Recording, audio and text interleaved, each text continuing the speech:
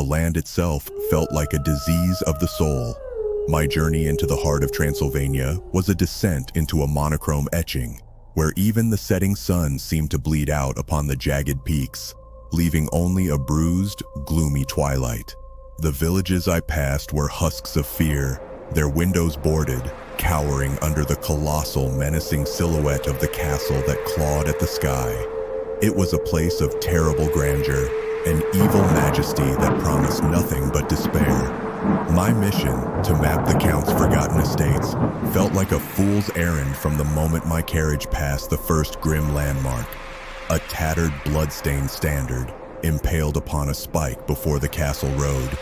It was a bleak warning, a promise of the horrors to come. That promise was kept by the field that followed, a forest of crude wooden stakes, each bearing the ghastly fruit of an impaled victim, their forms stark against the low-hanging, bloody moon. Upon arrival, I was ushered into a decaying grandeur. Count Dracula, ancient and predatory, received me from a massive throne carved of shadow and stone. Welcome, mortal. I am Lord Dracula. Everyone who enters my domain belongs to me. Not only in flesh, but also in soul. He was a creature of immense, frightening power. His game of chess played with the quiet, intellectual evil of a spider assured of its fly. It was in that oppressive castle that I first saw her, Countess Alara. The grand hall was empty save for the haunting, melancholic tune she played on a colossal pipe organ. The depressive beauty of the music, a perfect match for the gloom. She was ethereally attractive, a vision in dark, flowing gowns, yet possessed an evil so profound, it was almost a fragrance. She became my guide in that labyrinth of despair.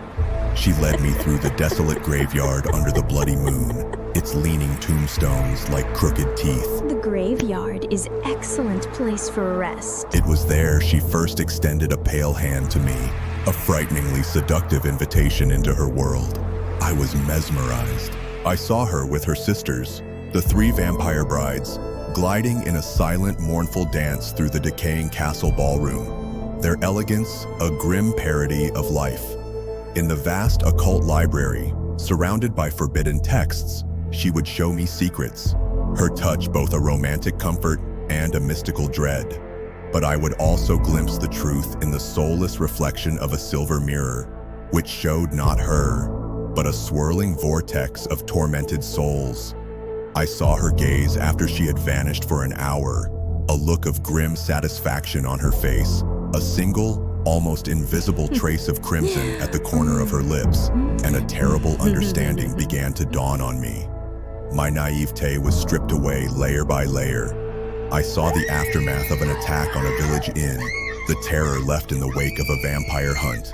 I stumbled upon their unholy council in a crumbling crypt, a sinister conspiracy of ancient vampires meeting amongst open tombs. Deep in the castle dungeons, I witnessed the most terrible sight, the agonizing metamorphosis of a captured villager, their body contorting in a grim rebirth into undeath. I saw a hand burst from the damp earth of the graveyard, a grim resurrection, and understood that even death was no escape here. The land was cursed. Dracula's pack of wolves, commanded by his will, roamed the forests.